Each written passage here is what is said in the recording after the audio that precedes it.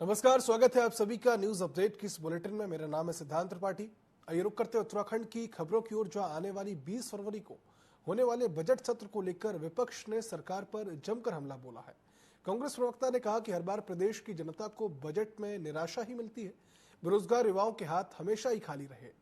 वहीं उन्होंने आगे कहा कि लघु उद्योग और कुटीर उद्योगों के लिए सरकार के पास कोई सोच नहीं है, जिससे कि छोटे उद्यमियों को लाभ मिल सके। प्रदेश सरकार कितना कुछ करती है, इस बजट में पर्यटन को लेकर यह देखना खास होगा।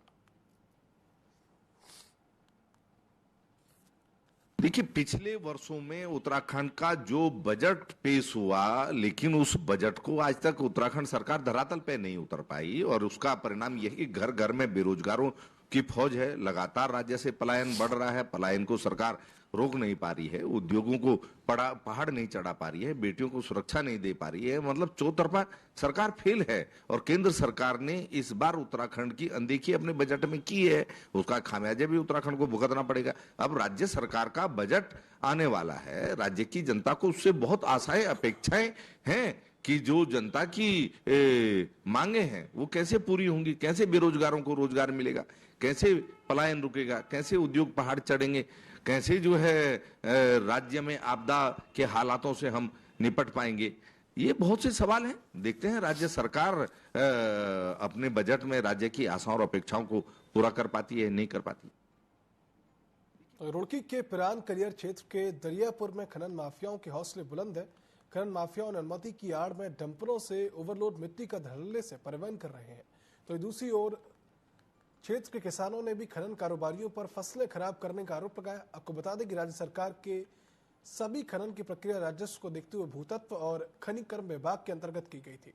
खनन करने वाले हर वाहन को उचित परमिट के साथ खनन करने की अनुमति दी गई है और साथ साथ जगह जगह खनन विभाग की चौकियां भी खोली गई। लेकिन फिर भी खनन कारोबारी प्रशासन को गुमराह करते हुए सरकार को राजस्व का चूना लगा रहे हैं।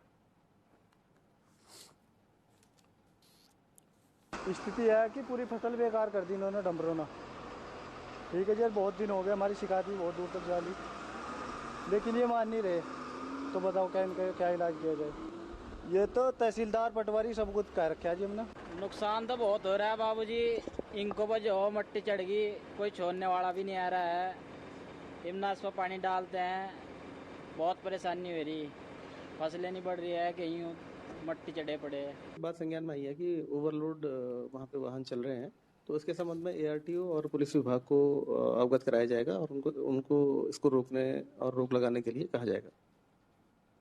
तो सड़क सुरक्षा माह 2025 के तहत बलूनी क्रिकेट एकेडमी में 11 फरवरी से परिवहन विभाग की ओर से Uttarakhand road safety premier league का आयोजन किया जाएगा, जिसमें कि देहरादून के कई कॉलेजों की टीम हिस्सा लेगी। इसका उद्देश्य लोगों को सड़क सुरक्षा का पाठ पढ़ाना है। बढ़ते सड़क दुर्घटनाओं को देखते हुए इस बार नियंत्रण के लिए लगातार जागरूकता अभियान चलाया जा रहा है और इसी के तहत अब परिवहन विभाग की ओर से क्रिकेट टूर्नामेंट का आयोजन भी किया गया है।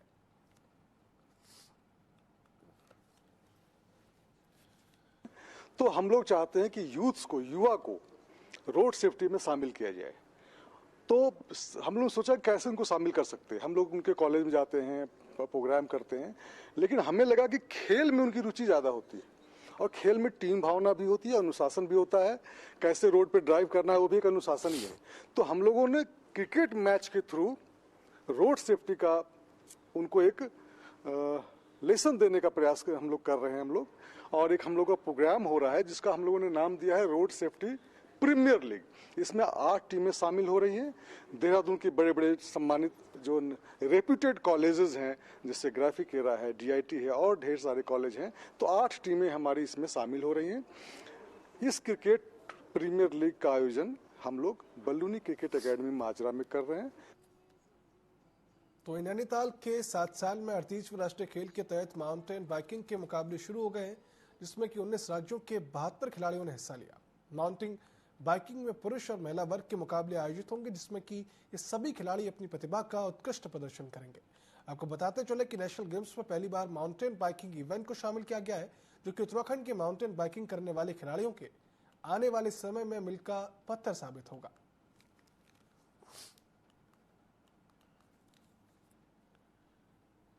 जब जितना भी नेशनल गेम्स हुई है, कभी माउंटेन बाइक इंक्लूजन नहीं था। ये नेशनल गेम्स पहला नेशनल गेम्स है जिसमें माउंटेन बाइक की इंक्लूजन किया गया है। And I thank GTCC for inclusion of the mountain bike. और इसमें स्टेट की काफी डेवलपमेंट होनी है अगले साल में। जो कोर्स अभी बनवाए हैं, ये कोर्स अगर ये उत्तराखंड की जो एसोसिएशन है माउंटेन बाइक लवर्स है, इसको अगर मेंटेन करे, this course will be one of the best course in our country. और इसमें इस कोर्स को अगर सही तरह इस्तेमाल किया जाए, इसमें काफी टूरिस्ट इनफ्लो हो सकते हैं। तो विश्व प्रसिद्ध चार धाम यात्रा करने वाले यात्री शुरुआती 15 दिनों में तक रजिस्ट्रेशन काउंटरों पर 24 घंटे पंजीकरण कर सकते हैं। पंजीकरण की सुविधा 3 शिफ्ट में मिलेगी, जिसमें कि कर्मचारी यात्रियों का मैनुअल पंजीकरण करेंगे। तो इस मामले को लेकर प्रशासन ने कहा कि स्थिति सामान्य होने पर पंजीकरण के समय को बदलकर सुबह 8 से रात 11 बजे तक किया जा सकता है। वहीं कांग्रेस के महामंत्री नवीन जोशी ने चारधाम सवाल पर खड़ा करते हुए कहा कि सरकार चारधाम को पर्यटन स्थल बना रही है। पिछली बार भी चारधाम की यात्रा में लोगों को खासी परेशानियों का सामना करना पड़ा था।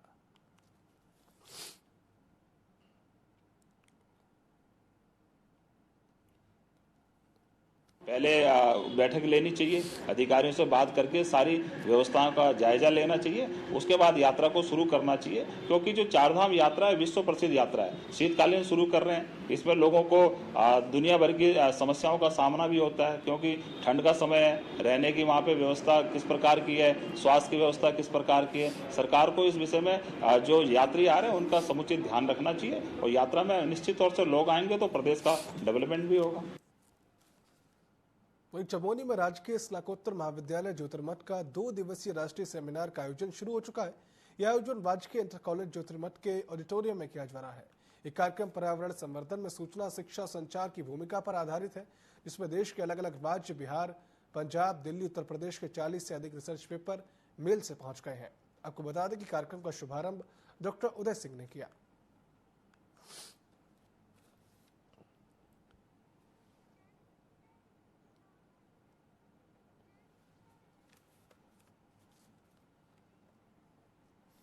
वहीं पर्वतीय कृषक कृषि बागवानी उद्यमी संगठन ने पौड़ी के जिला पंचायत सभागार में कृषकों के साथ बैठक की।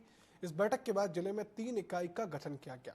इस कार्यक्रम का उद्देश्य पर्वतीय जिले में किसानों को जंग जागरूकता के माध्यम से विभागों में हो रहे भ्रष्टाचार को उजागर करना है। साथ ही पर्वतीय किसानों की आजीविका को बढ़ाने का काम किया जाना है। वहीं इस मौके पर संगठन के प्रदेश सचिव दीपक कारगेती ने बताया कि उत्तराखंड में लगातार उद्यान विभाग में भ्रष्टाचार को अंजाम दिया जा रहा है और इसी को लेकर पर्वतीय किसानों को एकजुट किया गया है, जिससे कि विभागों में होने वाले भ्रष्टाचार को उजागर किया जा सके।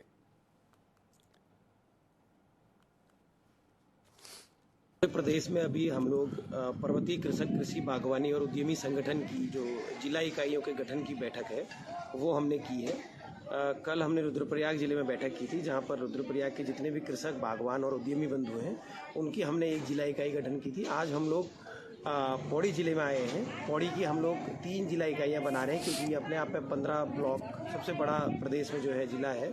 इसमें हम लोग एक पौड़ी को ले रहे हैं, एक बिरोखाल है, एक आपका दुगड्डा। 3 जिला इकाइयों का हम लोग गठन करने जा रहे हैं।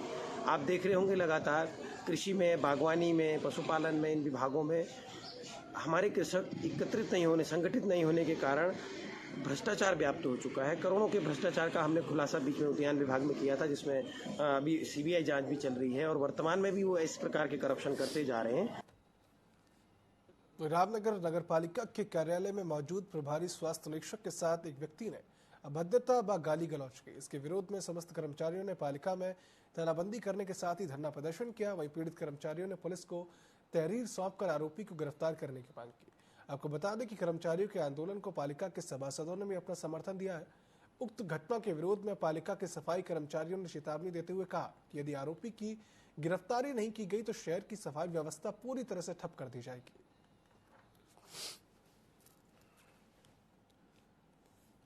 देखिए, मामला ऐसा है, मैं अभी आया तो मेरे संज्ञान में आया, लल्ला जी हमारे सबसे वरिष्ठ यहाँ के बहुत पुराने कर्मचारी हैं, उनके सामने एक फुटबॉलर हैं कोई साहित नाम से, उनके द्वारा अभद्रता की गई।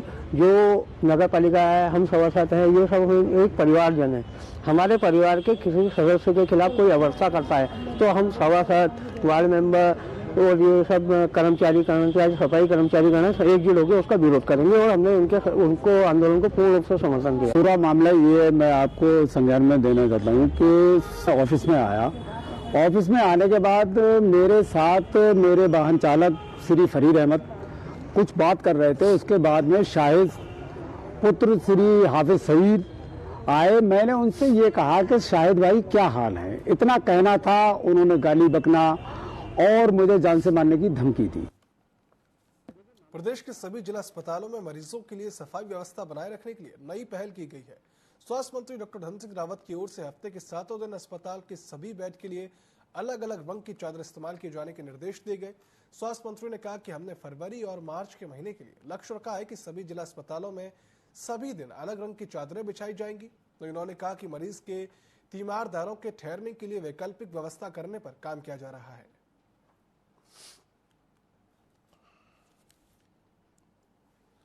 देखिए, आप देख रहे कि हम नए नए प्रयोग करते रहते हैं। अब जितने भी हमारे डिस्ट्रिक्ट हॉस्पिटल हैं, फरवरी और मार्च के महीने का हमने टारगेट दिया है कि हफ्ते में जो 7 दिन होते हैं, पर डे की जो है कलर चेंज होगा चादर का, नई चादर आएगी। एक जो मरीजों के साथ तीमरदार आते हैं उनके लिए भी हम कोई वैकल्पिक व्यवस्था कर रहे हैं। जैसे भी आशाओं के लिए अब हमने आशा घर अलग बना दिया है यहाँ पे, वैसे तीमरदारों के लिए भी कई बार लोगों को बहुत दिक्कत होती है, उसके लिए भी कोई वैकल्पिक व्यवस्था जरूर है। तो रुड़की के पिरान कलियर थाना क्षेत्र के इमली खेड़ा में पीर बाबा के पास तेज रफ्तार खनन के डंपर ने एक मोटरसाइकिल को टक्कर मार दी। इस हादसे में मोटरसाइकिल पर सवार महिला एडवोकेट गंभीर रूप से घायल हो गई, जिसे इलाज के लिए अस्पताल में भर्ती कराया गया। वही सूचना पर पहुंची पुलिस ने डंपर को अपने कब्जे में ले लिया। आपको बता दें कि भगवानपुर पुलिस तहसील के दरियापुर गांव में काफी लंबे समय से खनन चल रहा है। वही क्षेत्र के ग्रामीण और किसान भी लगातार खनन का विरोध करते रहते हैं। मैं और मेरी छोटी बहन है, एक सहजादी, वो तहसील में एडवोकेट है। तो हम इमली खेड़ा से नागल के लिए जा रहे थे। तो नागल से यहाँ इमली खेड़े से निकलते ही जैसे पीर है बाबा का, उस पर जो तिराया है, वो तिराए पे हम उधर से डंपर आ रहा था तेजी में। तो हम आराम से हमने जैसे देखा कि तेजी में है डंपर, तो हमने साइड में लगा के बाइक रोक ली। रोकने के बावजूद उसने तुरंत हमारे साथ एक्सीडेंट करा। फिर मैं उसे देख कर तुरंत साइड में लगा के बाइक रोक ली ताकि वो आराम से निकल जाए साइड से, लेकिन वो तेजी से आता हुआ उसने तुरंत हमारे साथ एक्सीडेंट करा। बाइक हमारी खड़ी थी, अभी हमें झपेट में ले लिया। तो रामनगर में पुलिस लगातार नशे के खिलाफ अभियान चला रही है और इसी कड़ी में पुलिस ने मुखबिर की सूचना पर नई बस्ती गुलरघट्टी से एक युवक को गिरफ्तार कर उसके पास से करीब 2 किलो 108 ग्राम अवैध गांजा बरामद किया। कोतवाल अरुण कुमार सैनी ने बताया कि आरोपी पहले भी जेल जा चुका है। वह उन्होंने कहा कि पुलिस नशे के खिलाफ यह अभियान लगातार जारी रखेगी।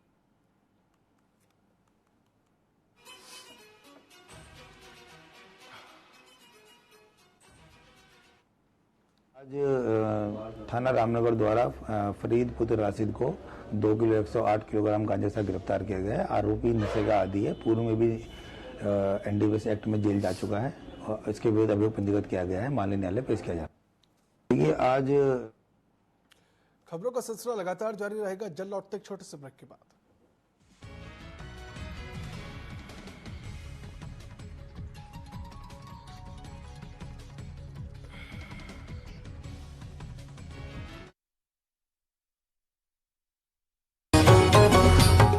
नगर के सर्वांगीण विकास के लिए नगरीय निकाय चुनाव में भारतीय जनता पार्टी के प्रत्याशियों को भारी मतों से विजय बनाएं।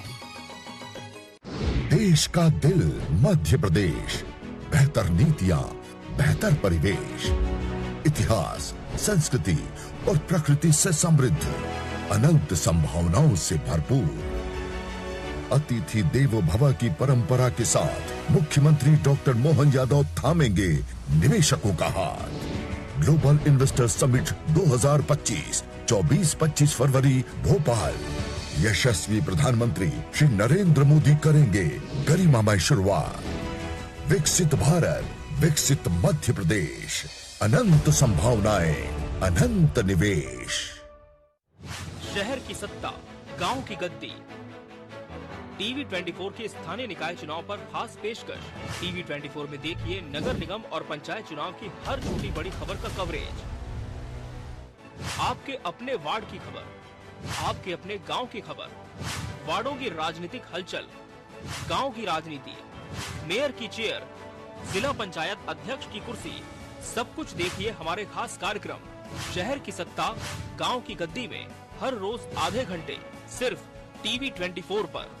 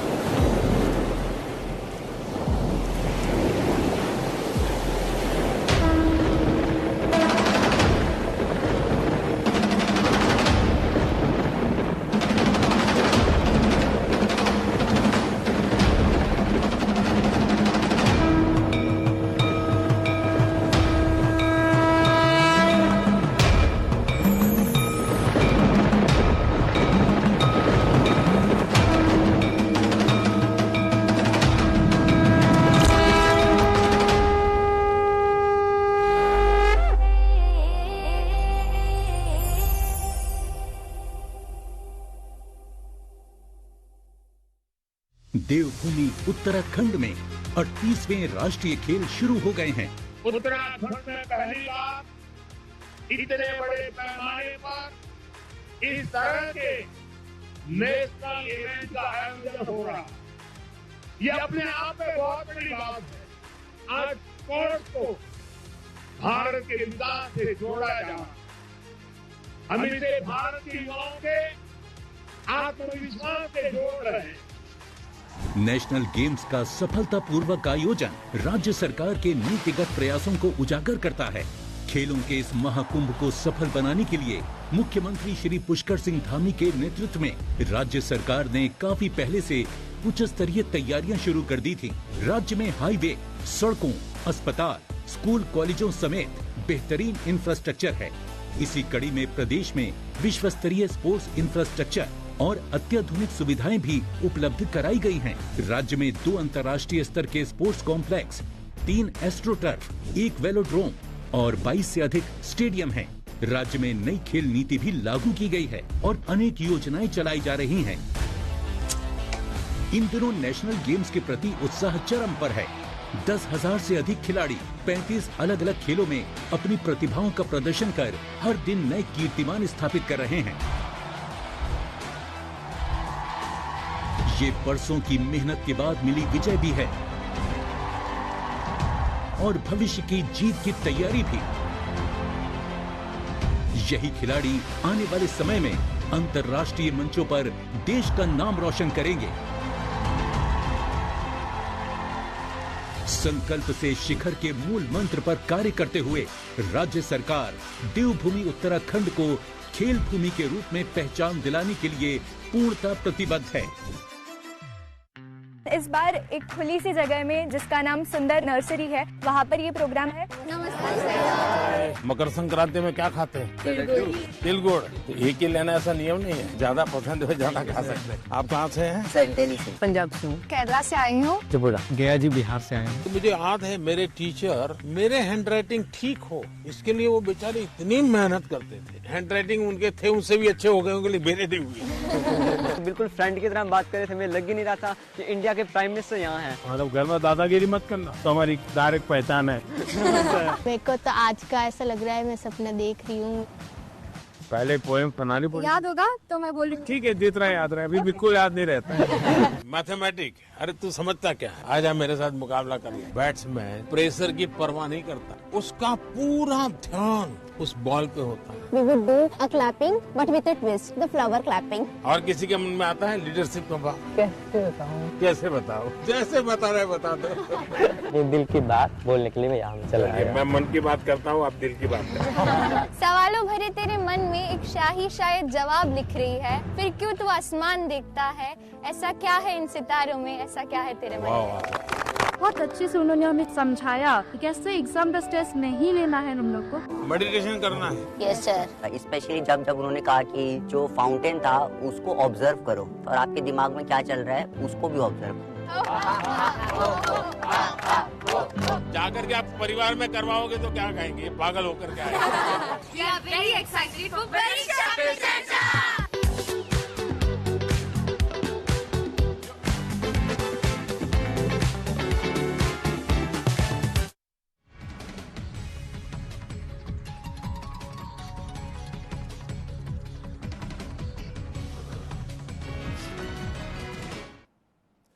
ब्रेक के बाद आपका स्वागत है। रुक करते खबरों की ओर। अल्मोड़ा में नशा तस्करों पर बड़ी कार्रवाई की गई है। देघाट क्षेत्र में केदार पुल के पास ट्रैकिंग के दौरान बाइक से करीब 14.850 किलोग्राम गांजा बरामद कर 2 तस्करों को गिरफ्तार किया गया।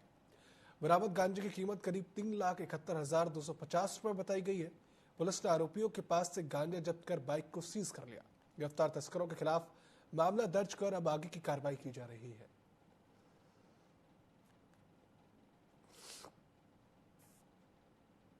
माननीय मुख्यमंत्री महोदय के उत्तराखंड को ड्रग फ्री स्टेट बनाने के क्रम में नशा के सौदागरों पर अल्मोड़ा पुलिस का लगातार प्रहार जारी है। इसके क्रम में आज देघाट थाना पुलिस द्वारा सियालदे में चेकिंग के दौरान 2 स्प्लेंडर बाइक सवारों को गिरफ्तार किया गया है। जिनके पास से 14 किलो से अधिक गांजा बरामद हुआ है, जिसकी अंतर्राष्ट्रीय बाजार में कीमत 3.5 लाख से अधिक है। ये इन दोनों में से एक जो मुलजिम है वो काशीपुर का रहने वाला है अतीक अली, और दूसरा थाना चुकुटिया क्षेत्र का रहने वाला है हरीश बिस्ट। इन दोनों के खिलाफ थाना देघाट में एनडीपीएस एक्ट में अभियोग पंजीकृत किया गया है। कल दोनों अभियुक्तों को माननीय न्यायालय के समक्ष पेश किया जाए। तो देहरादून के दून विश्वविद्यालय में 11 और 12 फरवरी को मेगा स्टार्टअप समिट का आयोजन होने जा रहा है, जिसका शुभारंभ मुख्यमंत्री पुष्कर सिंह धामी करेंगे। दून विश्वविद्यालय के प्रोफेसर दीपक कुमार का कहना है कि उच्च शिक्षा विभाग इस समिट का आयोजन कर रहा है, जिसमें कि एंटरप्रेन्योरशिप विकसित करने के बारे में चर्चा की जाएगी। 2 दिनों तक लगातार शिक्षाविद प्रदेश में उच्च शिक्षा के क्षेत्र में किस तरह का इनिशिएटिव लिया जा सकता है उसको लेकर चर्चा करेंगे। वहीं विश्वविद्यालय ने 60 प्रोडक्ट भी बनाए हैं, जिसकी स्टॉल लगाई जाएगी। विभिन्न संस्थाओं में छात्रों द्वारा जो प्रोडक्ट्स बनाए गए, करीब 60 से ज्यादा प्रोडक्ट बच्चों ने विगत 1 साल में तैयार किए हैं। उन प्रोडक्ट्स का एक डिस्प्ले उनके स्टॉल्स के माध्यम से, जिसका उद्घाटन माननीय मुख्यमंत्री जी के द्वारा कल किया जाएगा इस स्टॉल पे। और उसके साथ ही विगत 1 वर्षों में ही 7 पेटेंट जो है हमारे कॉलेजेस के बच्चों के द्वारा फाइल किए गए हैं, और जिसमें से 1 पेटेंट स्वीकृत भी हो गया है, जो अपने आप में एक बहुत महत्वपूर्ण उपलब्धि है हमारे पूरे हायर एजुकेशन इकोसिस्टम के लिए। और निरंतर और भी इस तरह के पेटेंट्स और ट्रेडमार्किंग की प्रक्रिया जारी है। मेरा नाम सुनील शुक्ल है। भारतीय उद्यमिता विकास संस्थान गत 42 वर्षों से देश में और देश के बाहर उद्यमिता के प्रचार प्रसार, कैपेसिटी बिल्डिंग, नीति निर्माण और बहुत सारे अनुसंधान कार्यों में लगा हुआ है। हमारा जो एकेडमिक कार्यक्रम भी चलता है, MBA इक्विवेलेंट है, PhD इक्विवेलेंट भी कार्यक्रम चलता है, और भारत सरकार के विभिन्न विभागों के साथ जुड़ करके हम लोग अलग अलग इनिशिएटिव्स के माध्यम से उद्यमिता का प्रचार प्रसार कर रहे हैं।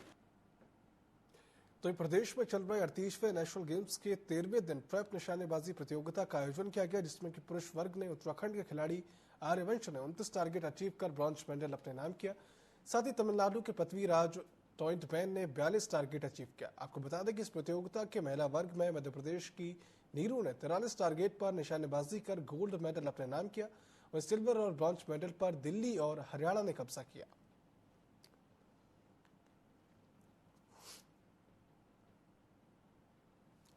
किसको उपलब्धि देना चाहेंगे?